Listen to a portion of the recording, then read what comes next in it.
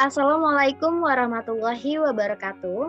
Perkenalkan, nama saya Intan Purnamasari. Saya adalah mahasiswi dari Universitas Pancasakti Bekasi, Fakultas Ekonomi dan Bisnis Program Studi Manajemen dengan NIM 28921500063. Video ini saya buat untuk memenuhi tugas ujian akhir semester mata kuliah Perilaku Organisasi dengan dosen pengampu Ibu Ifah Masrifah SEMM.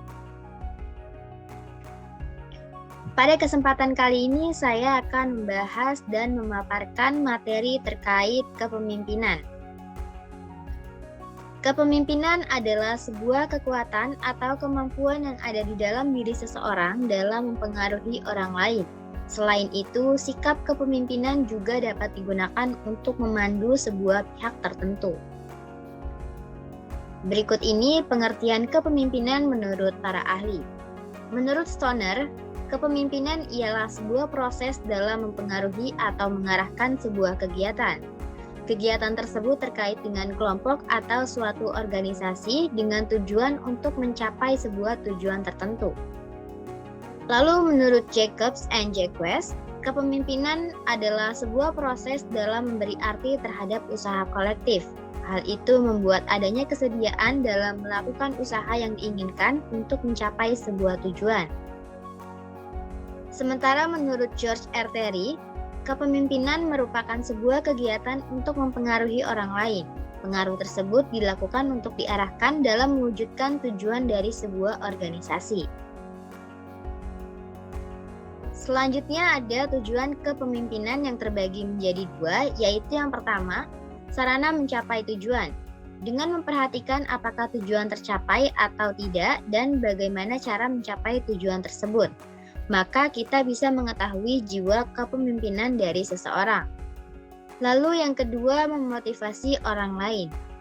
Pemimpin membantu orang lain menjadi termotivasi, mempertahankan serta meningkatkan motivasi di dalam diri mereka. Dengan kata lain, pemimpin yang baik adalah pemimpin yang bisa memotivasi pengikut atau bawahannya untuk mencapai tujuan yang diinginkan. Berikutnya ada fungsi kepemimpinan yang terbagi menjadi dua, yaitu yang pertama fungsi administratif.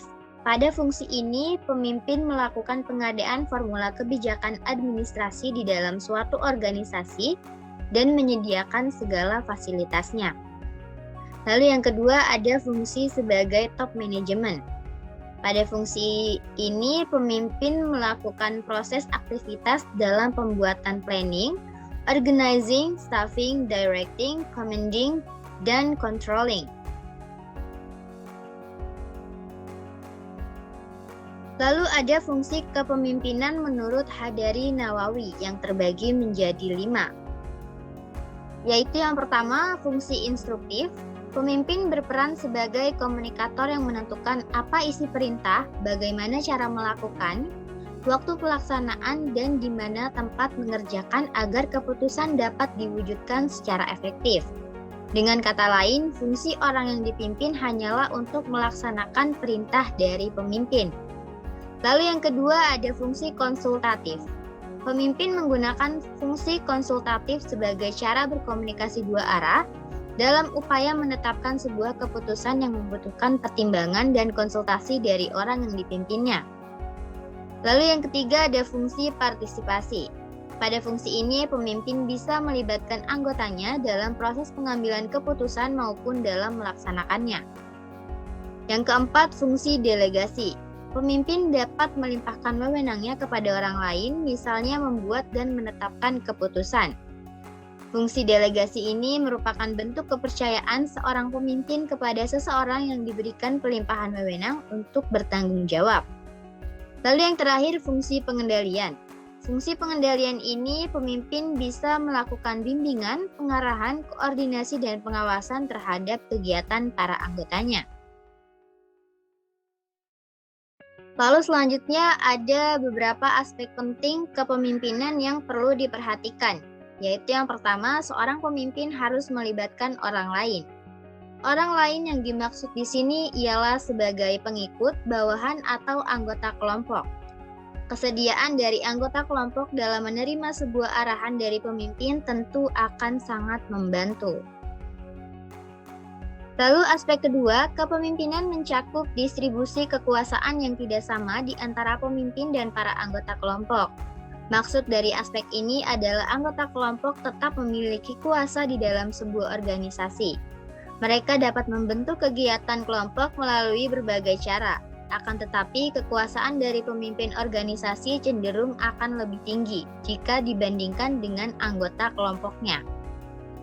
Lalu aspek yang ketiga dari kepemimpinan adalah sebagai kemampuan dalam menggunakan berbagai bentuk kekuasaan. Kekuasaan yang dimiliki oleh seorang pemimpin umumnya akan digunakan dalam mempengaruhi perilaku anggotanya. Hal itu dilakukan melalui sejumlah cara. Selanjutnya ada beberapa teori kepemimpinan. Yang pertama, Great Man Theory, yaitu dalam teori ini membuat asumsi mengenai sifat kepemimpinan dan bakat kepemimpinan. Teori ini menyebutkan bahwa hal-hal tersebut dibawa seseorang sejak orang itu dilahirkan. Teori yang selanjutnya adalah teori gaya dan perilaku. Teori berdasarkan gaya dan perilaku ini menyatakan bahwa pemimpin yang hebat itu dibuat. Teori ini menjelaskan bahwa pemimpin yang hebat itu bukan berasal sejak mereka dilahirkan, yang dimana ini berarti berkebalikan dengan Great Man Theory. Lalu yang ketiga ada Trait Theory. Teori ini meyakini bahwa seseorang yang dilahirkan atau dilatih menggunakan sebuah kepribadian tertentu, maka mereka akan menjadi unggul dalam peran kepemimpinannya. Teori ini juga disebut dengan teori sifat kepribadian. Lalu yang keempat ada Behavioral Theories. Teori kepemimpinan Behavioral Theories ini adalah reaksi dari Trait Theory.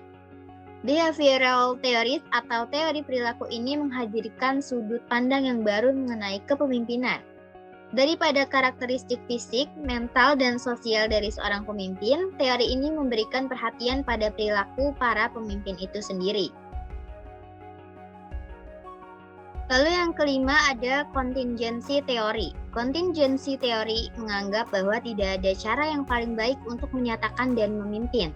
Teori ini menganggap bahwa setiap gaya kepemimpinan harus didasarkan pada kondisi dan situasi tertentu. Seseorang akan mungkin dapat berhasil tampil dan memimpin dengan sangat efektif pada situasi, kondisi, dan tempat tertentu. Lalu yang keenam ada teori Servant. Teori ini meyakini bahwa seorang pemimpin yang baik adalah pemimpin yang dapat bertugas melayani, menjaga, serta memelihara kesejahteraan fisik dan mental para anggota atau pengikutnya. Lalu yang ketujuh ada teori transaksional. Teori ini menggambarkan sebuah gaya kepemimpinan yang berdasar pada perjanjian atau kesepakatan. Perjanjian atau kesepakatan tersebut dibuat seseorang dengan orang lain. Lalu yang kedelapan, teori transformasional. Teori kepemimpinan transformasional adalah sebuah teori yang mengarahkan pada istilah memanusiakan manusia. Teori ini mengedepankan pendekatan personal pemimpin dengan bawahannya atau organisasi. Selanjutnya ada 4 gaya kepemimpinan, yaitu yang pertama birokrasi, otokratis, delegatif, dan partisipatif. Gaya kepemimpinan birokrasi dilakukan dengan cara mengatur berbagai hal secara sistematis. Gaya kepemimpinan ini pada umumnya dapat ditemukan pada kantor atau instansi pemerintahan dan perusahaan besar yang telah mempunyai budaya organisasi yang kuat sejak lama. Lalu yang kedua, kepemimpinan otokratis. Gaya kepemimpinan otokratis menempatkan seorang pemimpin yang dominan dalam berbagai keputusan dan tindakan. Dengan kata lain, pemimpin memiliki kekuasaan mutlak dan nyaris tidak ada celah bagi bawahan untuk memberikan masukan. Lalu yang ketiga, kepemimpinan delegatif. Gaya kepemimpinan delegatif memungkinkan para bawahan untuk mendapat kebebasan dari para pemimpin. Dengan kata lain, bawahan memiliki ruang untuk mengambil keputusan atau melakukan sesuatu sesuai dengan yang mereka yakini. Meskipun demikian, gaya kepemimpinan ini umumnya hanya diterapkan jika bawahan memiliki pengetahuan dan pengalaman yang baik dalam membuat sebuah keputusan. Yang terakhir yaitu kepemimpinan partisipatif. Pada gaya kepemimpinan partisipatif ini memberikan kesempatan bagi para bawahan untuk ikut berpartisipasi lebih banyak dalam membuat sebuah keputusan. Artinya, pendapat para bawahan akan menjadi bahan pertimbangan bila sesuai dengan tujuan yang ingin dicapai.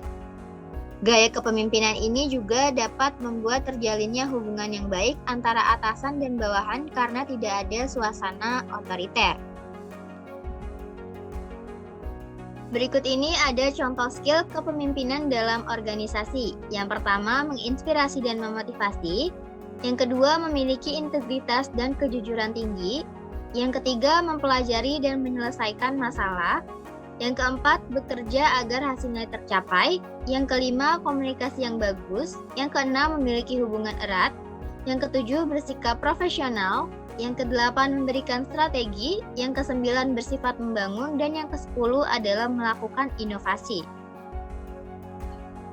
Berikut ini ada sebuah kutipan dari John C. Maxwell, yaitu setiap orang mungkin bisa saja menjalankan kapalnya, tetapi hanya seorang pemimpinlah yang bisa menentukan arahnya. Dari kutipan ini bisa kita maknai bahwa seorang pemimpin harus berani mengambil keputusan dengan segala risikonya, agar anggotanya dapat melaksanakan berbagai kegiatan dalam rangka mewujudkan dan mengembalikan eksistensi suatu organisasinya. Kesimpulannya, pada dasarnya setiap orang memiliki jiwa kepemimpinan di dalam dirinya, meskipun beberapa orang memang lebih dominan. Dalam penerapannya, setiap orang memiliki gaya kepemimpinan yang unik sesuai dengan karakter dan situasi tertentu. Seharusnya memahami kepemimpinan tidak hanya sebagai wacana saja, tetapi dapat diterapkan di lingkungan kerja demi membentuk budaya organisasi yang baik, sehingga para anggota atau karyawan akan mengikuti langkah seorang pemimpin yang menginspirasi. Berdasarkan pemaparan materi dari saya, berikut ini ada beberapa sumber referensi yang saya ambil. Baik, sekian pemaparan materi dari saya terkait kepemimpinan. Kurang lebihnya mohon maaf. Wassalamualaikum warahmatullahi wabarakatuh.